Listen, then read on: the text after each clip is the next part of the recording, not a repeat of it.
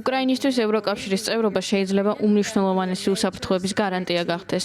არც ერთ კანდიდატ ქვეყანას არ განუხორციელებია ასეთი მასშტაბური რეფორმები ომის პირობებში და ეს ნათლად აჩვენებს უკრაინის გამორჩეულ ერთგულებას წევრობის გზაზე.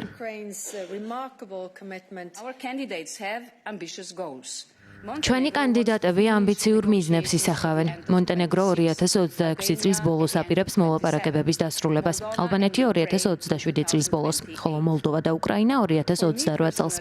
პირადად ჩემთვის უფრო მნიშვნელოვანია ამბიციები ვიდრე თარიღები. კომისია მხარს უჭერს მათ ამ ამბიციებს. შემიძლია ვთქვა, რომ მიმდინარე წელს ამ 4 კანდიდატმა ქვეყანამ საკუთარი ამბიციები კონკრეტულ ქმედებებთან დააკავშირა.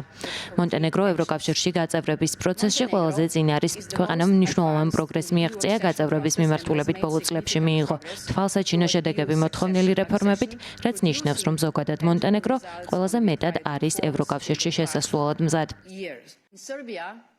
სერბეთში ხელისუფლება კვლავ აცხადებს ევროკავშირში გაწევრებას თავის სტრატეგიულ მიზნად, მაგრამ სიტყვებს ქმედება უნდა მოჰყვეს.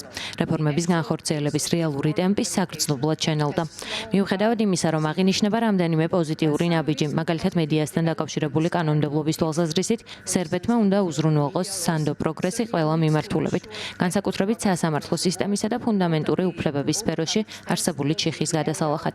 გამოხატვის თავისუფლებისა და აკადემიური თავისუფლების უკუსვლა სასწრაფოდ უნდა შეჩერდეს. ამასვე მოითხოვენ სერბეთის მოქალაქეებიც.